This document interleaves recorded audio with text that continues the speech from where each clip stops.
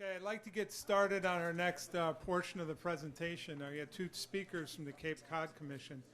The first one is Paul Niedzwiecki. He's the Executive Director from the Cape Cod Commission. Paul's led Cape Cod Commission in his role as Executive Director since 2007. He leads the agency in fulfilling its mission, keeping a special place special by protecting the natural environment, enabling economic growth, increasing transparency, encouraging community engagement. Prior to joining the Cape Cod Commission, Paul was Assistant Town Manager at Barnstable, Mass., Special District Attorney for Barnstable County, and General Counsel, CFO at Commonwealth Corp. He graduated from Suffolk University, received his JD from Suffolk University Law School, and is a member of the Massachusetts Bar. So please welcome Paul Niedzwiecki.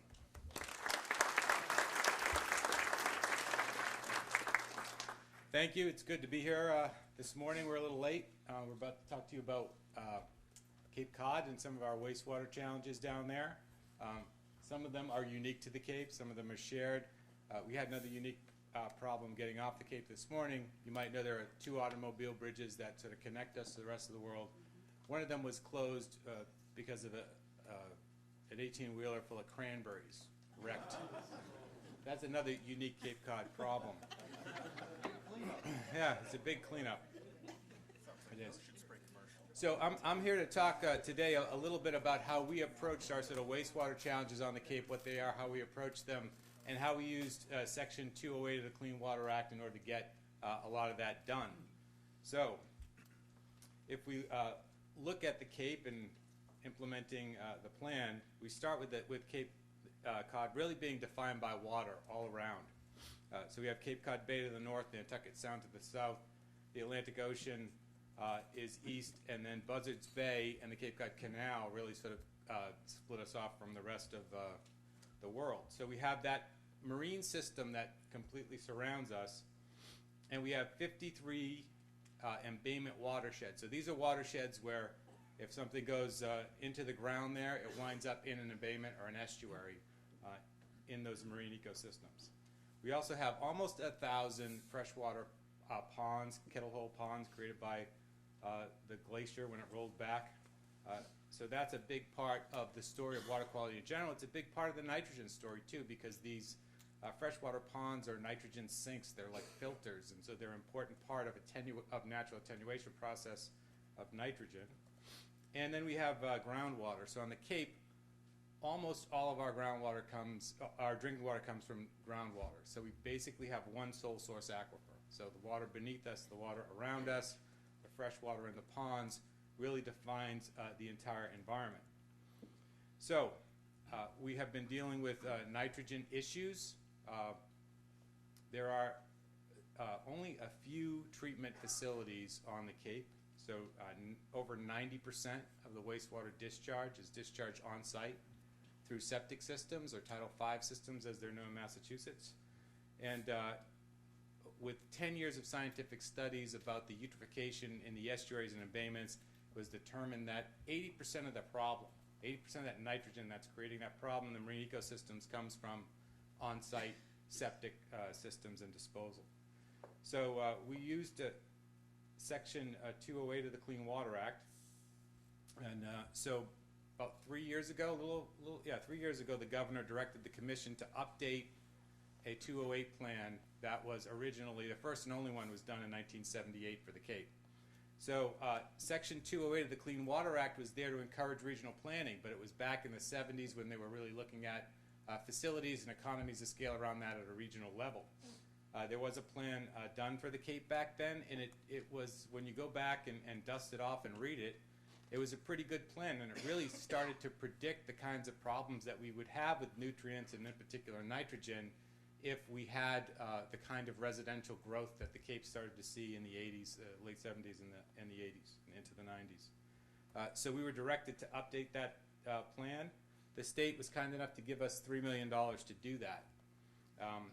So that was the good news. The bad news, they basically gave us 12 months to get a draft together. So that was a compressed time frame.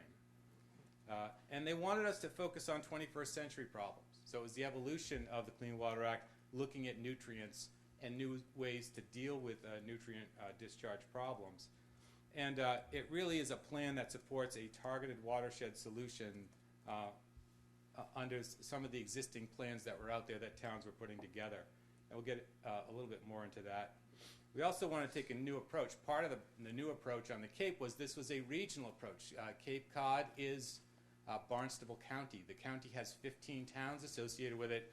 Each town over the last decade has recognized that this is an issue and has tried to deal with it in one way or another.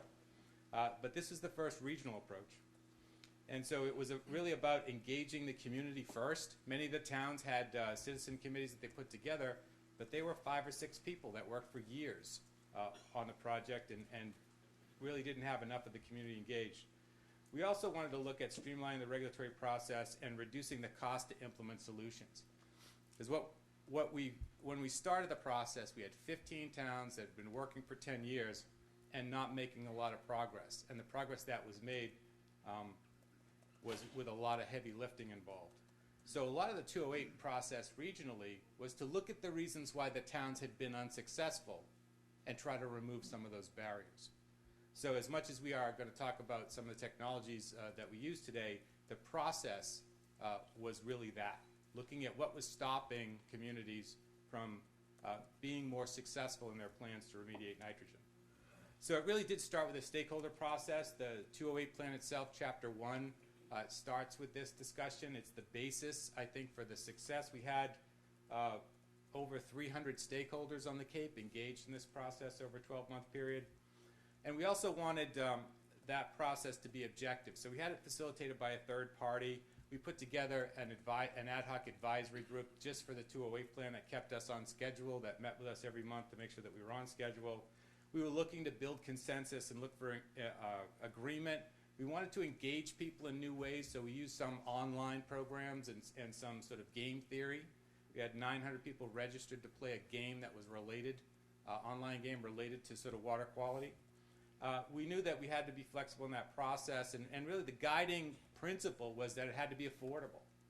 If the solutions weren't affordable, they weren't going to be done, no matter how effective they could have been. So we started with that stakeholder engagement process, and we carried that through the entire year of planning. And one of the real sort of new approaches of the stakeholder process was that instead of looking at groups as 15 towns, we looked at them as 53 watersheds. And so we got people together in watershed groups that cross town boundaries. 2/3 of those 53 embayment watersheds cross boundaries. So if only one community is sort of cleaning it up, it's really you're not going to affect the water quality in the embayment. So we did that on a watershed level. So we took 53 watersheds, we put them in 11 grouped groups, so 11 watershed working groups. And then those 11 groups met 3 times in the fall of that 12-month period and 3 times again in the spring.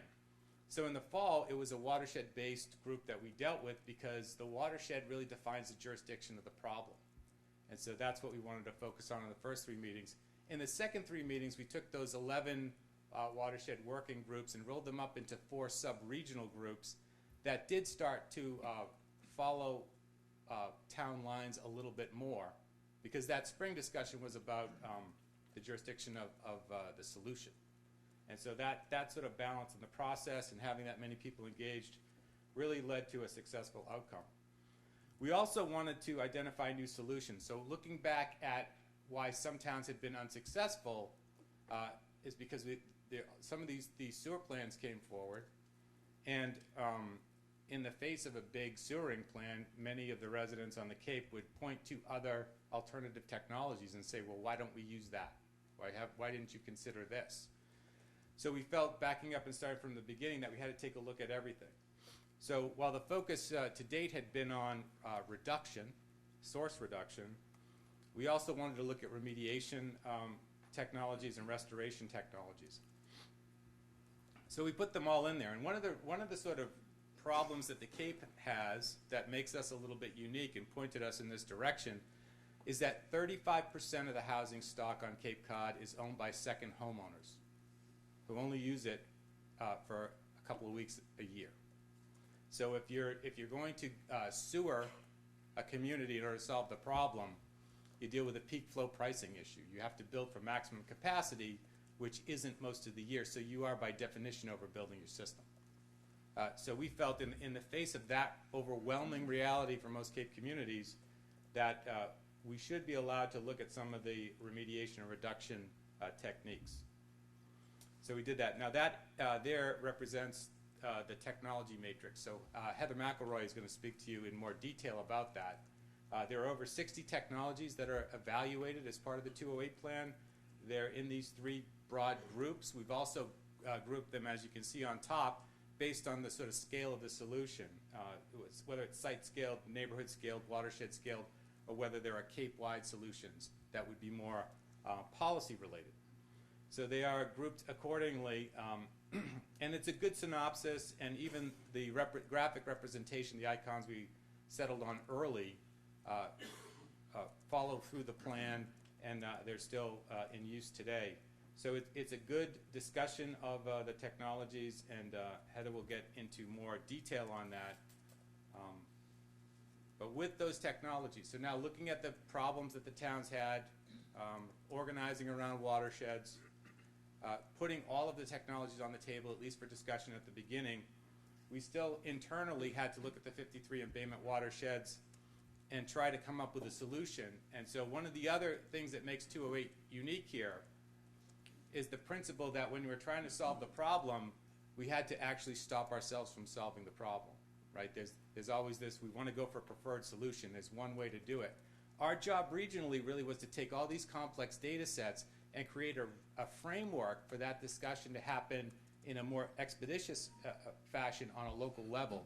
And so that's what we tried to do. And so in order to set those boundaries and allow the people that are going to be most impacted by the solution and are probably going to pay for the solution to select that scenario, we used two approaches in each watershed. So we used a traditional one that really relied on collection systems and sewer systems. So how big of a sewer shed would you need to remove enough nitrogen to meet water quality standards?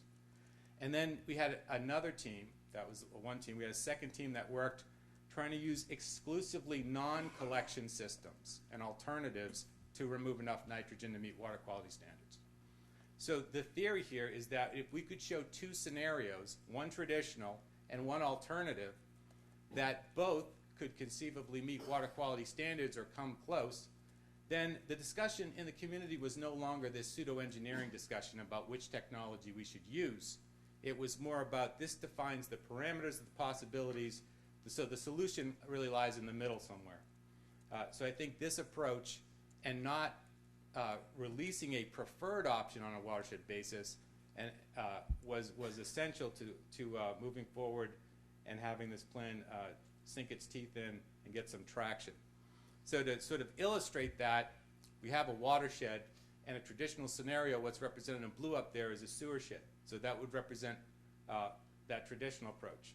If we took a non-traditional approach and we used oysters and eco-toilets, permeable reactive barriers, this is how the non-traditional scenario would be reflected.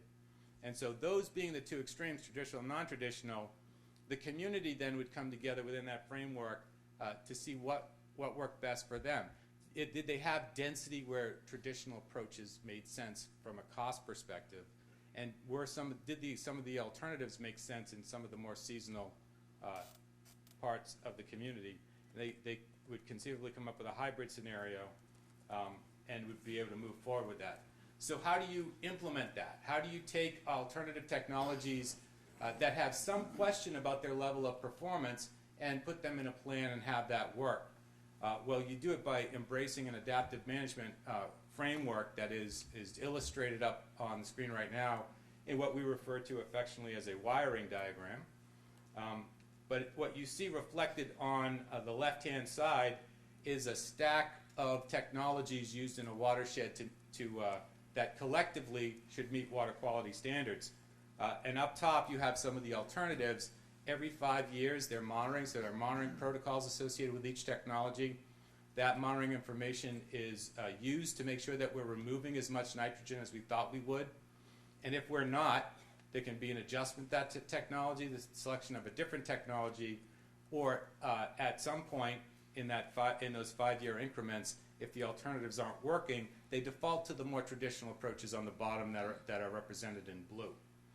So this is a way that we felt defining the edges and the possibilities, allowing the community to develop a hybrid in the middle, having that hybrid scenario reflected in an adaptive management plan and monitored over time was a way that we could get by some of the impediments, some of the significant impediments that communities faced when they were trying to solve this problem.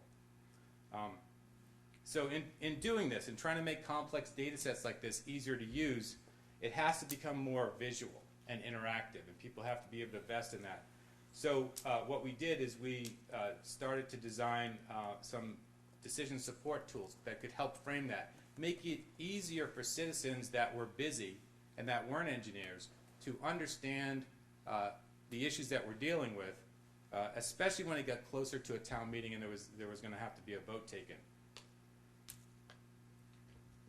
So I see Mike Blake in the audience today, and I wanted to point him out because we used his company at the time to start this effort. And it was in creating a tool called Watershed MVP, which stands for Multivariant Planner. And that tool creation led to the creation of several other support tools internally at the commission. And when you're out there using it in the public and you're using a model, right, we always hear the feedback, well, that's a black box. We don't know. We put some information in, we get some information out. We don't know how you did it. So we refer to the suite of decision support tools that we have as the black box. And when we have done meetings, we have the black box out there. We show them all the data that we have, and we allow people to come in and ask questions like, where did you get that data set? What are you using here? How do you apply that? So this is a Watershed MVP, and this is how you would log on. It's web-based, and what it allows you to do, this is what we call the wizard. So there's a step-by-step process that you would go through in looking at a watershed with parcel-specific information about nitrogen, water use, and a lot of other things, and try to solve that problem. So the first thing you would do is select your study area. So that's at a sub-embayment or a watershed level. And so you can go with this tool and you can draw polygons around anything that you want. So you can make very parcel-specific selections in the process. So once you've selected the study area, what the second step is, and part of the two-way process focused on this, what steps can a political jurisdiction take to reduce the amount of fertilizer and stormwater runoff that are going into the system? So that second step is to look at fertilizer. The Cape Cod Commission is a regional planning agency with regulatory authority. So we have used our power to designate districts of critical planning concern. We did that for fertilizer as the state was passing a law that wouldn't allow municipalities to regulate fertilizer on their own. We allowed communities to do that.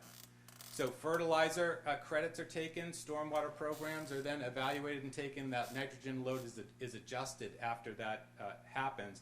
And then we take a look at the septic load, which we're calculating up there on the wizard right now. So whether you're using innovative alternative Title V systems or conventional sewer systems, this is really where it's taken out. This is the source reduction step in that wizard.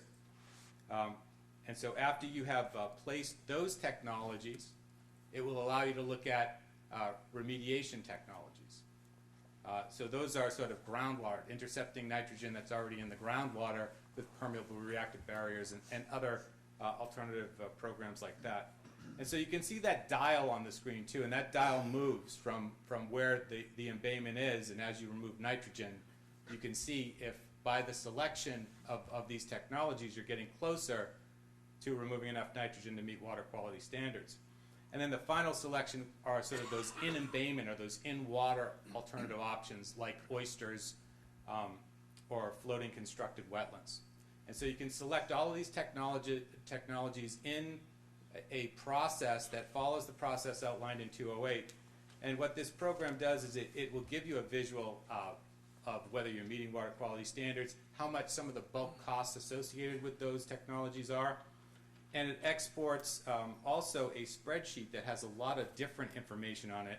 And so this spreadsheet now can be incorporated into other tools that we've put together. And so part of this is about how do you have the public discussion around this? How do you compare different alternatives and scenarios? So what we've done is we've created a viewer. So that MVP generates all that information on that spreadsheet, and then it inputs it into the viewer. And the viewer here allows you to make several other selections to get the right watershed. And then what you can do is you can take those scenarios you built in MVP and you can load them into the viewer. Once they're in the viewer, and you can see that this represents one scenario there that uses fertilizer and stormwater reduction and some conventional sewering, and then a second one that uses stormwater, fertilizer, and permeable reactive barriers and some oysters. So two different scenarios that are created in these iframes, and then the iframes can be compared to each other. So this is our tool that we call SAM. So this is the scenario assessment metric, really, to take a look at. And so what we wanted to be able to do is to talk to the general community about what's going to happen if you select one scenario over another. And so it follows sort of a triple bottom line evaluation, but what we wanted to look at here were three categories that we call cost, confidence that the technology is going to work, and community. What are going to be those community impacts? And so you can see that it gives different readouts, but it's a visual one that people can intuitively look at those aspects that they're most concerned about and see how a particular scenario rates that way. It also allows you in that bar, that sort of red, blue, and greenish bar, to make trade-offs. So those are the three broad categories: cost, confidence, and community. So you could, in a public meeting, ask people what they care most about. Where are the trade-offs? If it's all, do they want cost to be more of a significant consideration? And as they do that, you start to see numeric scores that change based on the scenarios that we're evaluating. It also allows you to look at those individual components and variables that we're looking around in those three broader categories and rank those.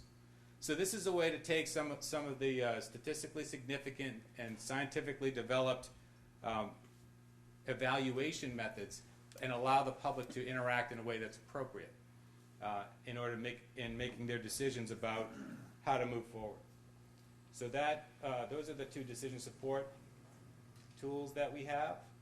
And then, you know, a lot of the when we looked at why communities hadn't been moving forward, a lot of it was they were stuck in a regulatory process that looked at a strategy for wastewater that was primarily sewer, but really a strategy that was developed and geared towards cities and denser populations. And when you have an area like the Cape that is more remote and rural and suburban in places, it just doesn't work.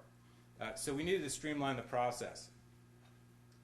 And so we did that by looking for more regulatory flexibility, providing more technical assistance and support instead of an overly regulatory approach, and trying to bring some new financial resources to the table. So if we look at regulatory flexibility, one of the reasons towns had been stymied is we have a quaint form of democracy in Massachusetts known as town meeting. And you need a 2/3 vote to appropriate money from town meeting. Not everyone in town is required to go to town meeting, so it's not quite as democratic as it may appear on the face of it. So it's hard to get complicated issues like zoning changes or large capital projects through that process, especially when the state requirement is that you need to show them a plan that shows your entire municipal jurisdiction. So you're building out a plan to your municipal borders, and even if it's a 20, 30, or 40-year plan, you're going to wind up hanging a huge number on that people are going to find hard to vote for in a town meeting concept. So we felt that if 208 could serve as the background so that the state felt that any funds that it put into watersheds down here weren't going to be wasted because there was something ridiculous happening in the watershed next to it, that 208 served as the background for that, and we could work in more targeted watersheds where there was consensus, where they agreed on technologies, and that were going to be less costly to get started on. And that was kind of a breakthrough. So that works, and we've been able to pilot that in the town of Falmouth already. And then using nitrogen reduction credits for stormwater and fertilizer up front, not focusing exclusively on the septic load when you're trying to calculate the system that you have to build. We thought could, even though it was a smaller percentage, it was an important one given the size of the numbers that some of the solutions were generating. And then watershed permitting. How do we permit watersheds that might have 3 towns that contribute to that watershed in an effective way so that all of the towns are on the same page and moving forward? And so watershed permitting was something that the legislature gave the Department of Environmental Protection the authority to do a little bit over a year ago now, and that was as a result of the discussions that we were having in 208. So what this represents up here as a graphic is there are the 15 towns are at the top of this, although they're difficult to see, and then every watershed is listed underneath. So those are all the 53 watersheds, and the ones that are grouped together are shared watersheds. So this is what implementation looks like, really. So this is what we're trying to sort of grapple with and get plans on now. But if we pull out one of the watersheds, you can see that's shared by 3 towns. What we've been able to do with the use of the tools that we have is to identify a nitrogen load with each community. And so that's the goal that's been set in 208. Each community has been assigned a certain percentage of the nitrogen load in that watershed. And so that's what they'll be planning. We also needed to simplify the process. And so as a regulatory agency, any comprehensive wastewater management plan that's generated on the Cape trips state MEPA review. That also triggers Cape Cod Commission review. And so we would review them like they were a parcel-specific supermarket or something like that. So it was an appropriate kind of regulatory response. And we're changing that to be more supportive. So now we have watershed teams available at the Commission, and we'll send the watershed teams out to work with the towns to help them plan, go through the process and plan on a watershed-by-watershed basis. And then there are the financial resources.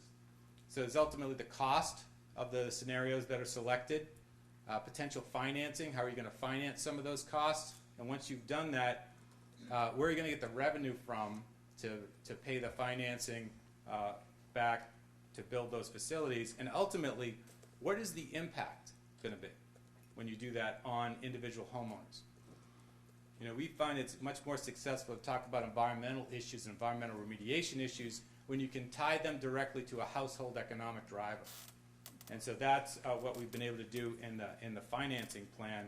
And so we have a financial model now that connects to that adaptive management plan and starts to show you, based on assumptions you have to make as a user input assumptions about what you carry on your general tax levy and what you charge as a betterment and what you're going to get a grant for. It will start to show you what the average impact on a household in that particular area is going to be.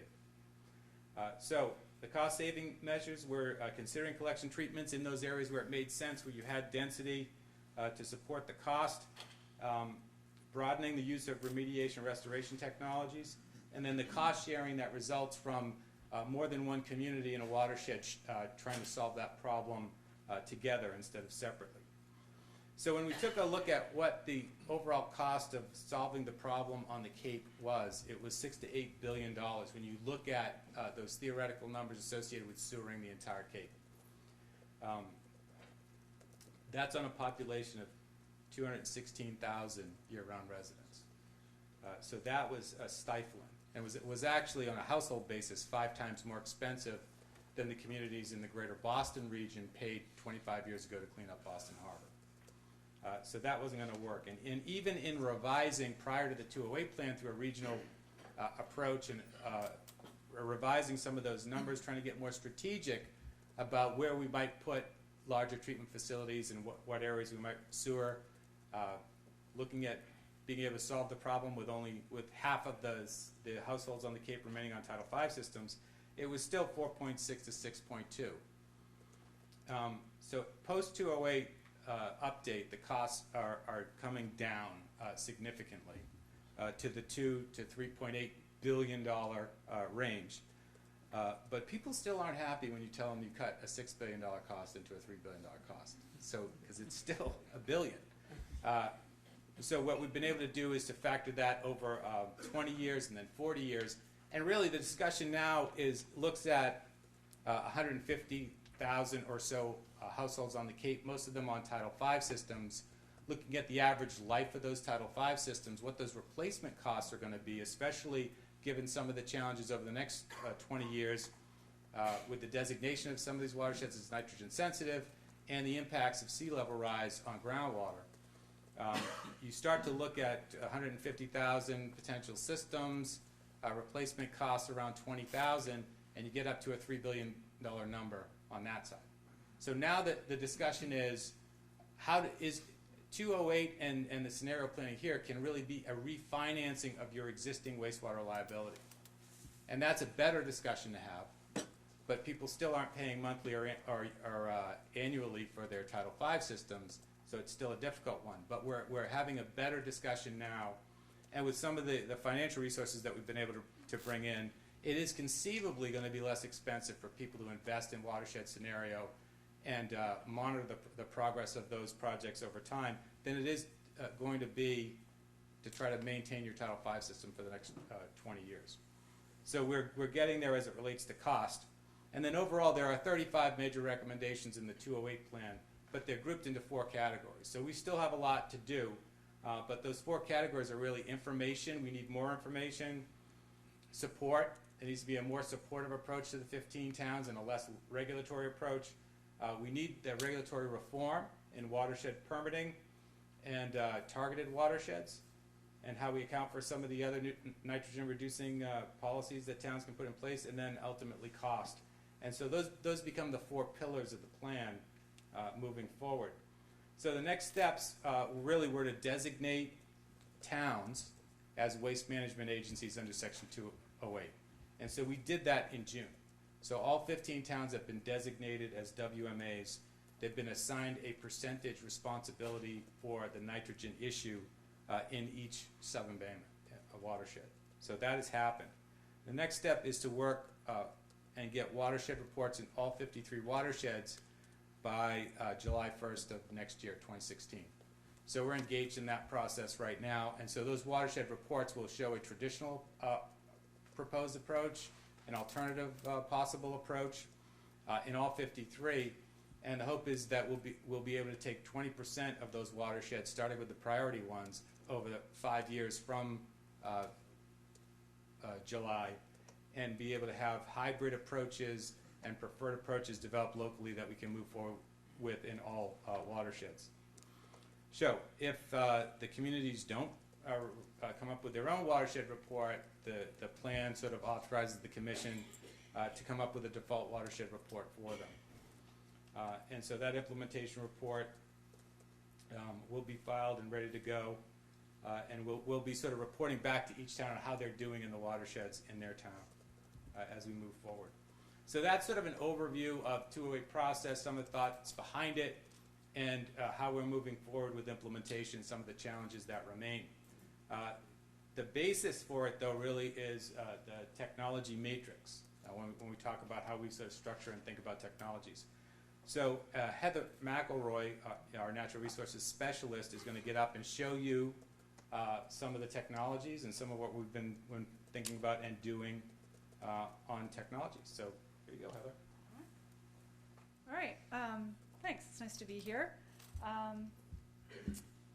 Yeah, so I'm going to try to dig into some of the technologies a little bit and give you a little bit of information about some of the information we've been collecting. Is this forward? Forward. Okay, so we've spent about 2 years collecting a lot of information about both alternative technologies and also performance and other information on traditional technologies, and compiled all of this into our technologies matrix. And we've had a lot of input into that process, starting really with the Technology Advisory Committee, or the TAC, comprised of local officials, practitioners, really health agents, others who were giving us some guidance on the kinds of technologies that they'd like us to consider, and also the kinds of considerations that should be included in our matrix. We also engaged a panel of experts, scientists, researchers, ecologists, to really review the matrix and give us some feedback, really try to vet the information in the matrix. And throughout the process, these were public meetings. There was lots of opportunity for stakeholder input, a lot of public feedback, a lot of direct feedback that helped guide what we did and enabled us to make refinements. And throughout, as you see on the screen here, we had direct involvement by EPA staff, also staff from the Department of Environmental Protection, DEP in Massachusetts, and all of this facilitated by Cape Cod Commission staff as well as our consultants, AECOM, and we've been through, at this point, 54 iterations of the technology matrix, and that's, we recognize, is only the beginning. There's a lot of work still to be done. So why haven't alternatives been more widely implemented? Paul touched on some of these reasons. Clearly, there are regulatory barriers. Many of these have not been tested. We're not sure about their performance. There's been limited funding for research and development of many of these technologies. They may not be in the practitioner's toolkit necessarily, may not be familiar with some of them, as you'll see when we get into them. There's no rate base for some of these alternative technologies, as there would be with a collection system. And they lack any kind of uniform monitoring protocol. So what does the 208 plan do differently? Again, Paul's touched on this, and I won't go into it in detail, but we've got regulatory reform. We're looking at watershed permits rather than town by town. There's a commitment to monitoring, and we've developed this water quality technologies matrix, which I will get into now. So you've seen these icons before. We've grouped these technologies into these three broad categories for sort of ease of thinking about them in some ways. The reduction technologies are typically your more traditional technologies which involve collection. And you're basically treating that and reducing nitrogen before it enters the groundwater. The remediation technologies are those which work to clean nitrogen within the groundwater. And the restoration technologies are those which are deployed in the affected water bodies, helping to clean them. So we'll go back to this sort of simple graphic of the technologies.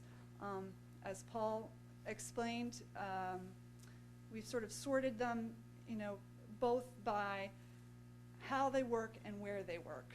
And many of these technologies are going to work at the site scale. Some of them are going to work at the watershed scale. And having them sorted this way helps when we begin to think about where to deploy them within the watershed.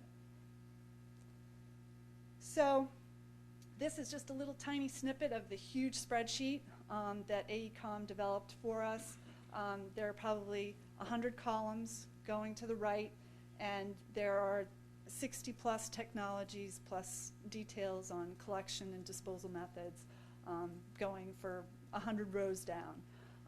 It's a pretty unwieldy tool, but there's a lot of data in it, and it is available on our website if you want to dig into it. Lots of interesting, juicy details, but unwieldy. So we thought it would be useful to migrate that data into a website that makes not all of the data, but much of it more easily accessible to the typical user on Cape Cod.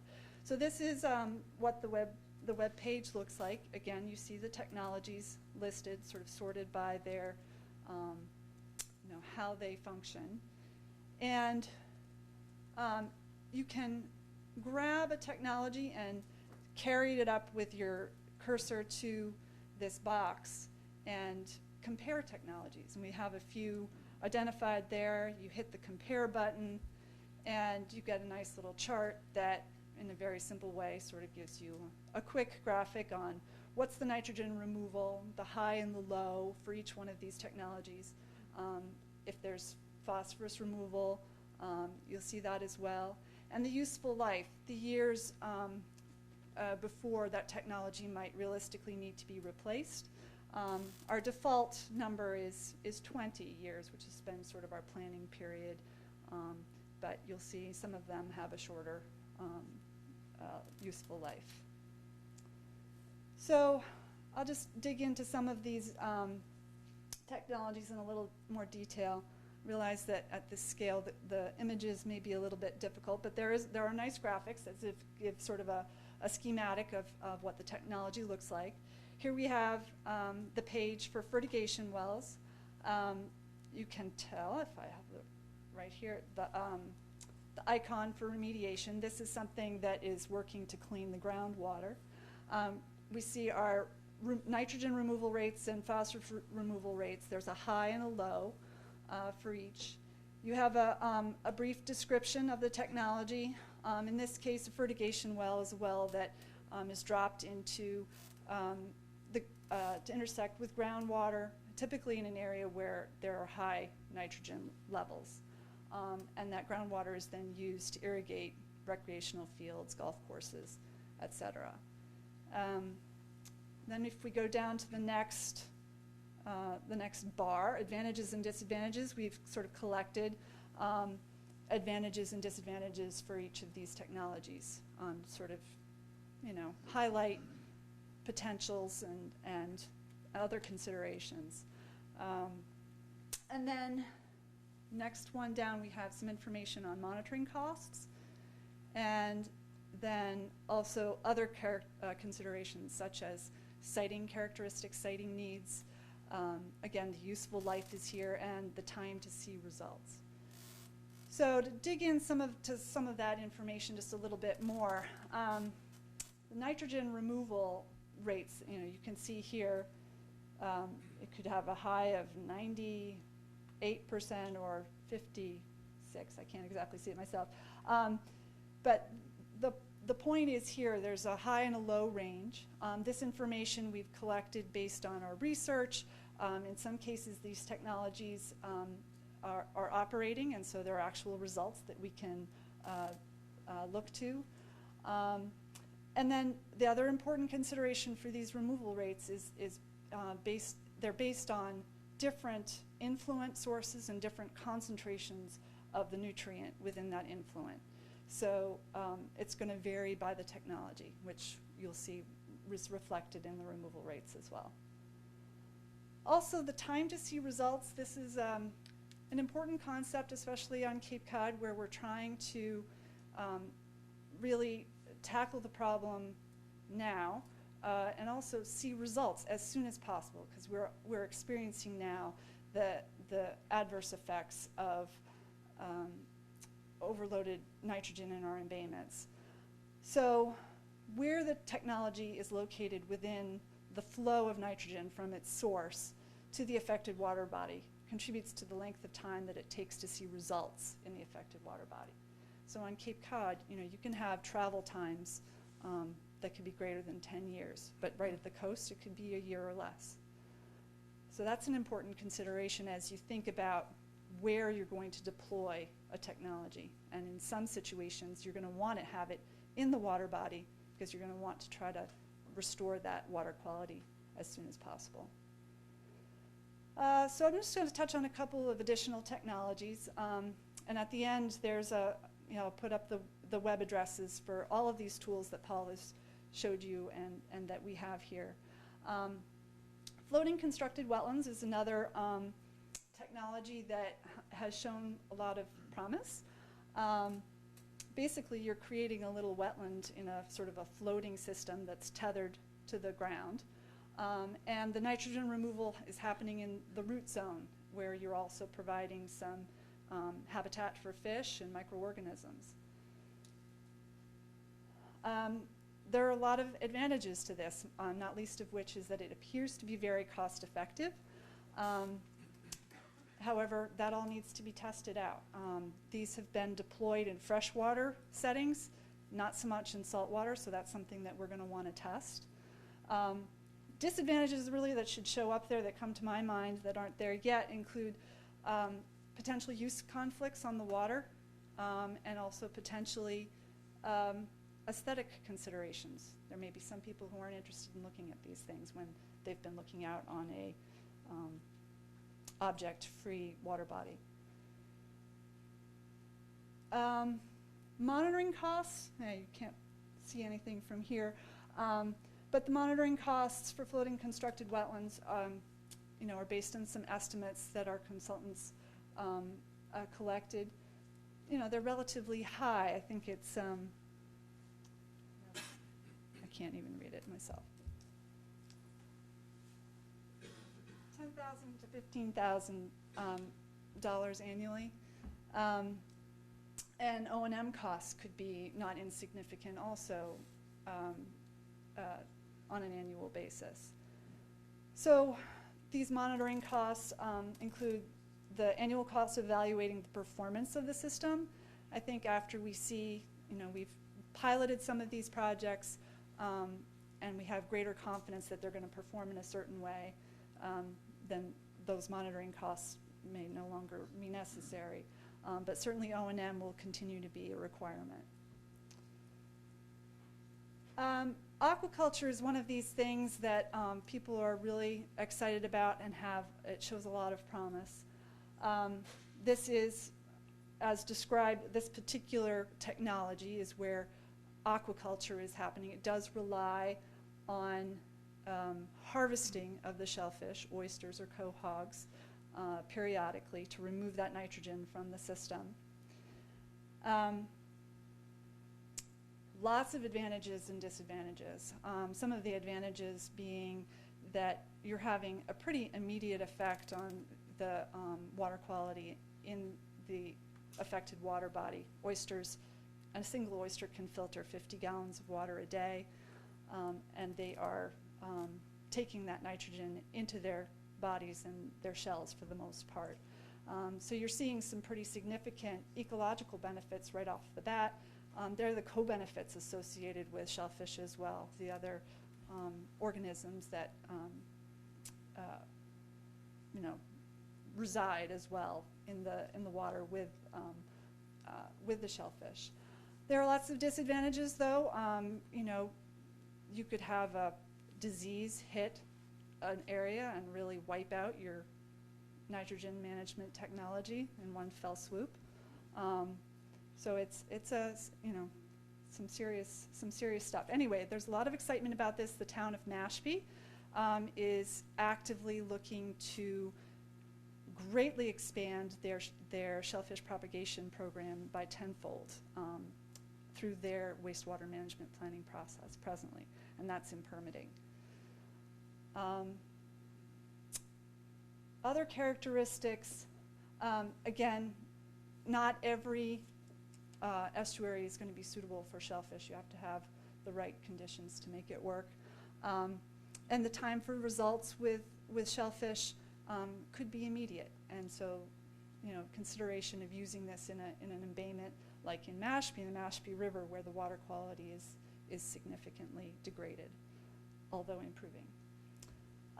We also in the matrix have sort of more traditional technologies. Here's an IA system described. You see the nitrogen removal rates, which is a high of 60% and a low of 40%. I think the thing that struck us through our looking at the problem on Cape Cod was that in some of our watersheds where 100% removal is required, you're not going to get to that solution by deploying IA systems on every home and business. And similarly for innovative,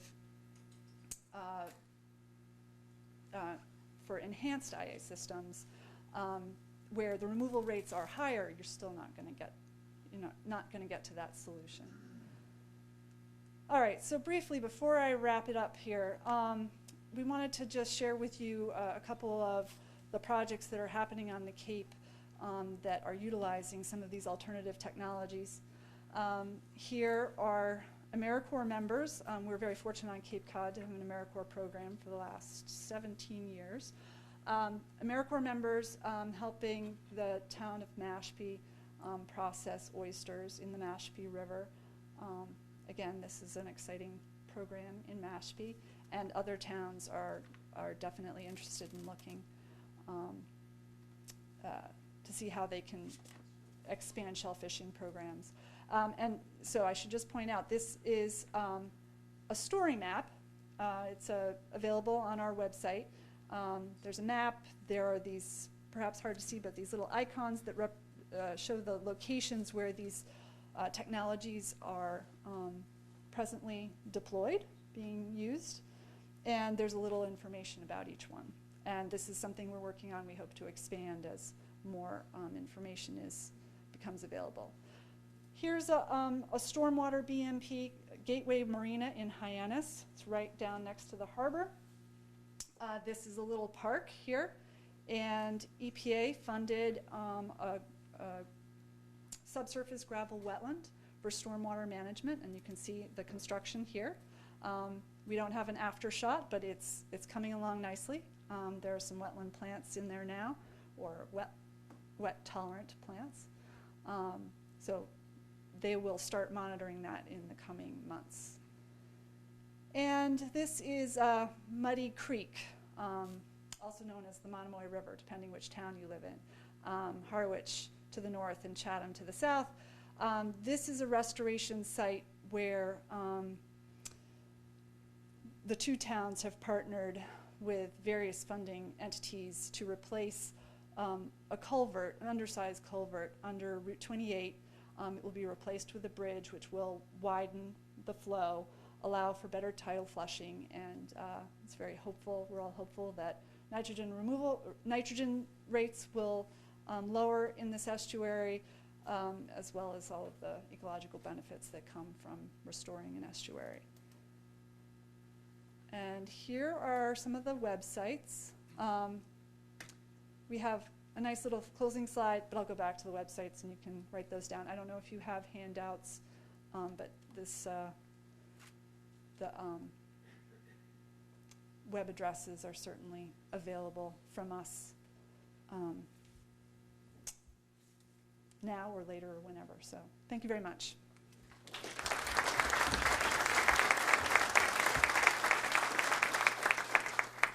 As we go into break, is there any quick questions for Heather and Paul?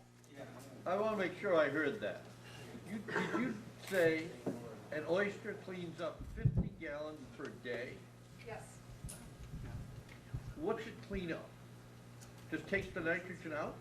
Well,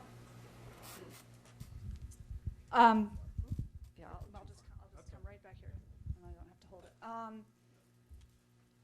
What I understand is that it's cleaning out the nitrogen and other particulates in the water, but there's a great video that if you go to apcc.org, that's the Association to Preserve Cape Cod, so apcc.org. They have some videos, some very nice videos about the water quality challenge on Cape Cod. And within one of those videos is a little time lapse of a bunch of oysters in a tank with some dirty water, and it just cleans right up with a timer. It's pretty cool. Yeah, I'm glad you brought this up. I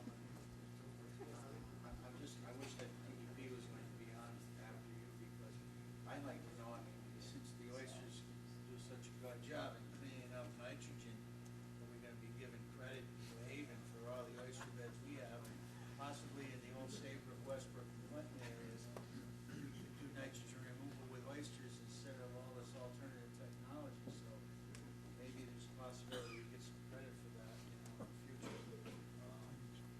Not being funny, but anyway, have you, in Connecticut, we along the shoreline, we'll say with Clinton and Westbrook, we're facing the same kind of situation that Cape Cod is, and the geology is very similar. Have you actually looked at the programs that have been initiated in those small towns to deal with the nitrogen removal that will probably be a lot more cost effective than what you're looking at in these programs? Have you had the opportunity to look at that? I have not, but others at our agency may well have. I don't know. But I'll take that back. Thank you. Yeah. You mentioned that the shellfish, not just oysters, but the shellfish have other ecological, Benefits. no, as far as other organisms also help in the same area, or are they just there? Well, so there are sort of distinctions, and we've separated these out in the matrix also, between aquaculture, where you are either propagating oysters in cages on the floor of the water body, or in bags, floating bags, or you're using them in a more of a restoration setting, where you are spreading seed within a suitable estuary, and really helping to initiate more of an ecological restoration of the estuary. So it's in those settings where you get potentially oyster reefs building, and all of the microorganisms and fish and other creatures that begin to congregate around that reef. You're beginning the restoration and getting closer to a more naturally functioning system in that area. We have time for one more. I'd just be curious about, have you been working with like planning and zoning commissions, looking at sustainable growth and trying to mitigate that into your proposals? Yes, that's definitely a component. I don't know if Paul would like to speak to that. I could take a stab. The state is certainly very interested in that as well, and we are the planning agency for the county. We've been working with our communities to try to help them grow smart, grow in growth centers and not sprawl, their efficiencies for infrastructure, et cetera, by doing that. As towns are moving forward with trying to address this problem and clean up our estuaries, I think they are going to have to think about, how much they're going to grow, where and how much. Thank you so much. Thanks, Heather.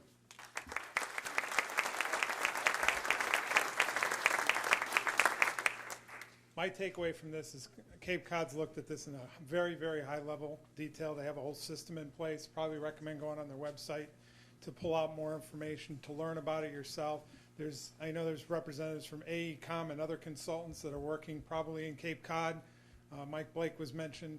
There's experience in the room. Talk to each other and then find out how those applications might apply in this state. I think that's the best takeaway.